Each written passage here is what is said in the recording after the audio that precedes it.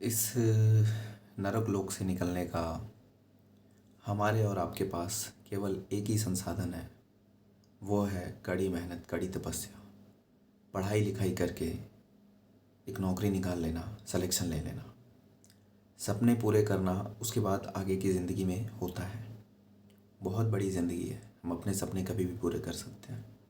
पर अभी तत्काल समय में जो जो बेबसी आप सह रहे हैं, वो मुझसे बेहतर मुझे नहीं लगता कि इस पूरी दुनिया में कोई समझता होगा। मैं अपने आप को इतना ओवर कॉन्फिडेंस में लेता हूँ कि मैं वो तकलीफ़ समझ सकता हूँ, क्योंकि वो चीज़ मैंने बहुत ही बारीकी से फील की है, महसूस की है, सहन की है।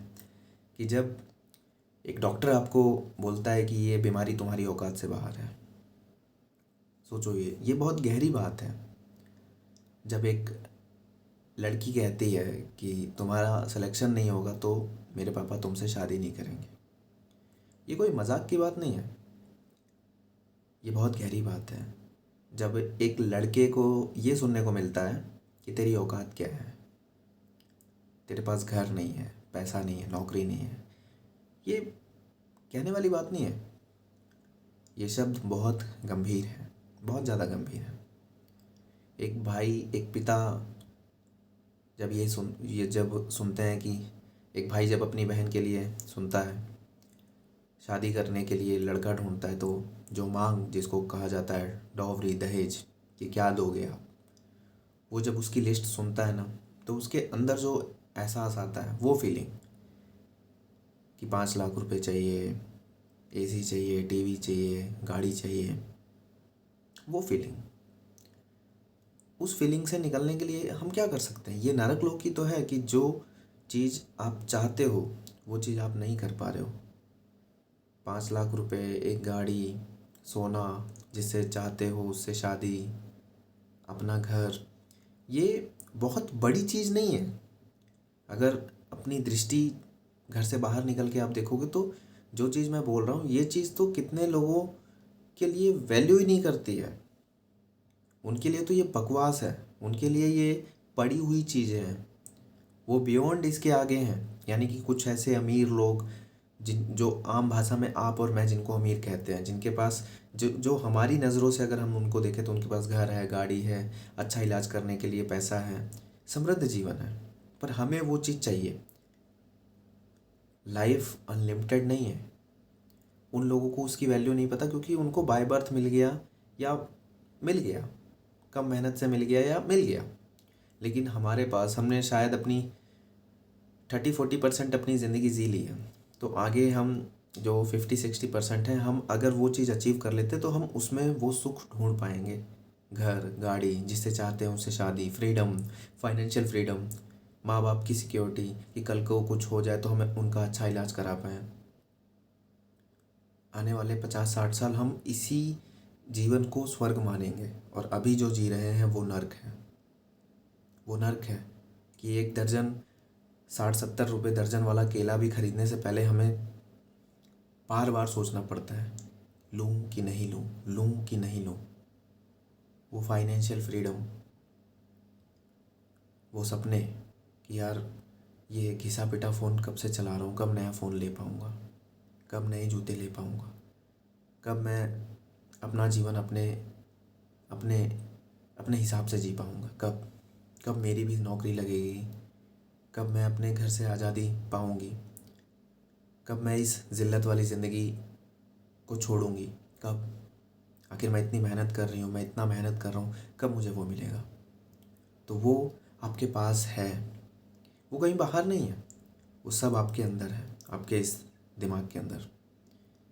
अगर आप अपने आप को ढूंढना शुरू करोगे, अपने अंदर झाँको, प्रॉब्लम क्रिएट कहाँ से हो रही है। मैं कोई आध्यात्मिक चीज़ें नहीं बता रहा हूँ, क्योंकि उस लेवल में हमें जाना ही नहीं है। हमें सिर्फ रोटी, कपड़ा, मकान, अच्छा स्वास्थ्य, सिक्योरिटी, बस इतना ही चाहिए। हमारा आने वाला जो 50-60 साल है, हम इतने में खुश हो जाएंगे। और यही हमारा सबसे बड़ा ड्रीम होता है कि हमारे पास कुछ पैसे आ जाएं, हमारे पास एक अच्छी नौकरी हो जाए, हमारा खुद का घर हो जाए, खुद की गाड़ी हो जाए, मेडिकल सिक्योरिटी हो जाए, फाइनेंशियल सिक्योरिटी हो जाए, माँ बाप खुद जो सपने हैं घूमने के, ठहरने के, जिस शहर, जिस गांव, जिस देश में जाना चाहते हैं उस देश में जा सकते हैं। बस कैसे?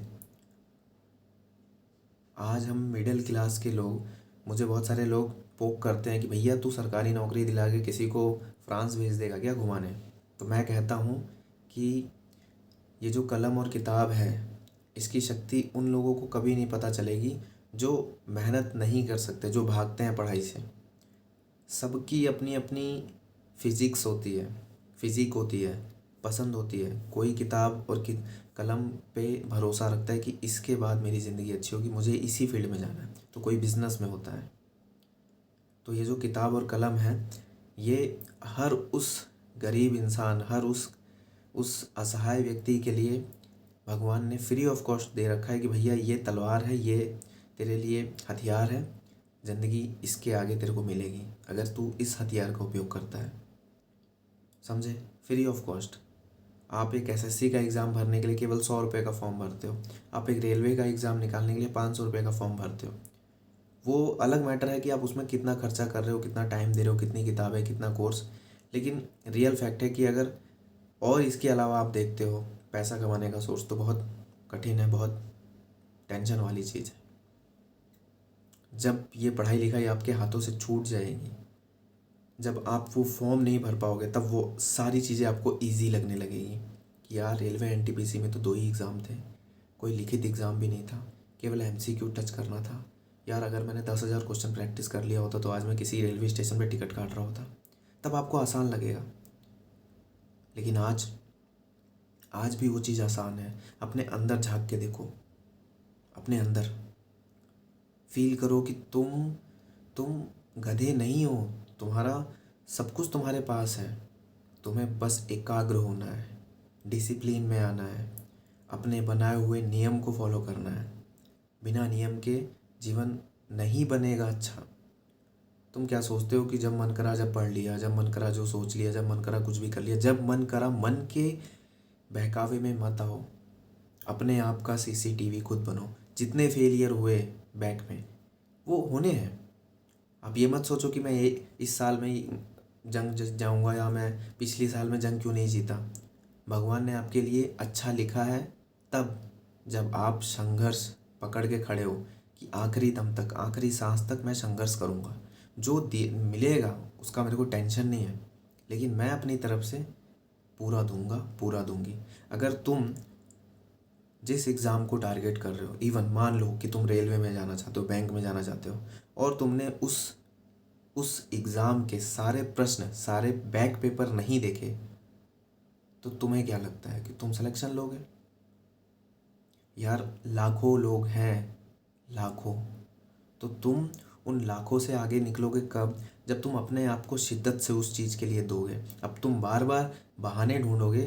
मैं मजाक नहीं उड़ा रहा आपका कि आप बहाने ढूंढते हो। वो बहाना ऑटोमेटिक आपके दिमाग में बनता है, क्योंकि इस यूट्यूब, इस सोशल मीडिया की दुनिया में भटकाव ज़्यादा है। आपके फेलियर को आपका फेलियर नहीं बताया जाता, वो आपके संसाधनों की कमी आपको दिखाई जाती है कि आपके संसाधन अच्छे नहीं थे, आपने अच्छा कोर्स नहीं लिया था, आपने अच्छी बुक नहीं ली थी, आपने अच्छा ये नहीं लिया था। कोई भी ऑनलाइन टीचर, कोई भी पेड कोर्स वाला आपको नहीं सिखाता कि आप खुद के लिए एबल हैं उस चीज़ को करने के लिए। आपके अंदर कमी थी। आपको सोचने, आपको समझने की शक्ति कोई नहीं देना चाहता, क्योंकि सब आपको चूस के पैसा कमाना चाहते हैं। आपके एक एक पेड कोर्स से जो पैसा लोग कमाते हैं, कितने लोगों की मर्सिडीज, BMW, ऑडी के चक्कों में आपका पैसा घूम रहा होगा आज, लेकिन उनको कोई फ़र्क नहीं पड़ता। और ये एक बिज़नेस है। मैं ये नहीं कह रहा हूँ कि ये गलत है, दुनिया कर रही है, कोई किसी को नहीं रोक सकता बिज़नेस करने के लिए। सारा मैनिपुलेशन का खेल होता है। राजनीति हो गई, बिज़नेस हो गया, सरकारी नौकरी की तैयारी होगी, सब जगह मैनिपुलेशन है। कुछ लोग ही सफल क्यों होते हैं? क्योंकि उनका दिमाग खुल जाता है, बुद्धि उनकी खुल जाती है कि मैं कहाँ भटक रहा हूँ, किसको अपना गुरु समझ रहा हूँ। मेरा गुरु मैं खुद हूँ। मैं जिस चीज़ को चाहता हूँ, मैं उस चीज़ को अगर अपने ध्यान के अंदर बैठा लूँ कि बस ये एग्ज़ाम, ये पेपर। आपको पता है कि जिस एग्ज़ाम की आप तैयारी कर रहे हो, उस एग्ज़ाम के बैक में जितने पेपर हुए हैं वो इनफाइनाइट नहीं है। कोई भी ऐसा एग्ज़ाम नहीं है जिसमें 10,000 पेपर हो गए होंगे। कुछ 100 पेपर हुए होंगे, कुछ 100, इवन 1,000 पेपर हो गए होंगे। 1,000 सेट, 1,000 सेट, क्या 1,000 सेट नहीं लगा सकते आप? 1,000 पेपर आप नहीं सॉल्व कर सकते देख देख के, नकल मार मार के? फ़ोन में आंसर भी दिख रहा हो, आप कॉपी में आंसर देख देख के टिक कीजिए। 10,000 क्वेश्चन पेपर नहीं होंगे किसी भी एग्ज़ाम के। 10,000 क्वेश्चन पेपर नहीं होंगे। 1,000, 500, 800, 300, सिर्फ 1,000 तक ही क्वेश्चन पेपर होंगे।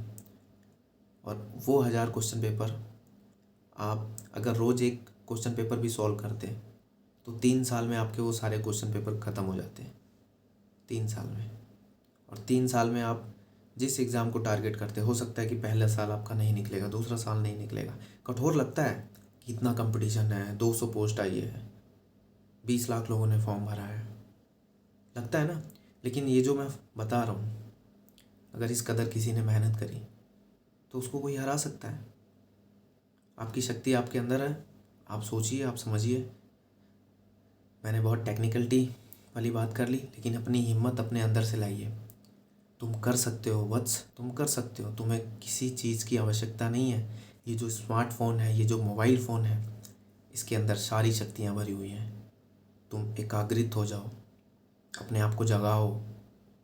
ये बड़े बड़े मोटिवेशन वीडियो, ये बड़े बड़े बैनर वाले जो ऑनलाइन क्लासेस हैं, इनकी चकाचौंध से दूर हो जाओ। अपने अंदर झाँक के देखो, कौन सा एग्ज़ाम निकालना है?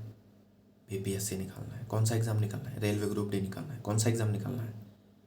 यूपी लेखपाल निकालना है? ठीक है, बस दैट्स इट, ओनली वन।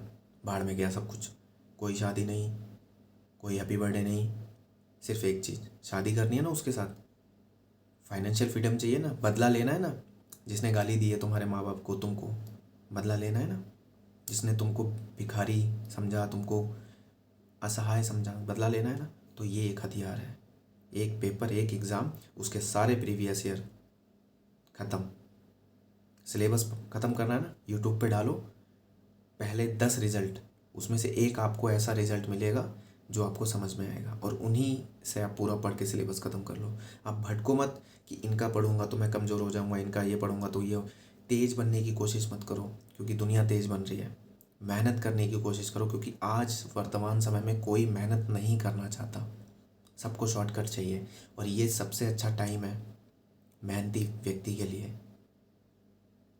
समझे? मिलते हैं कल की वीडियो में। और अपने सवाल कमेंट करो। सवाल नहीं कमेंट करते आप, आपको क्या प्रॉब्लम है?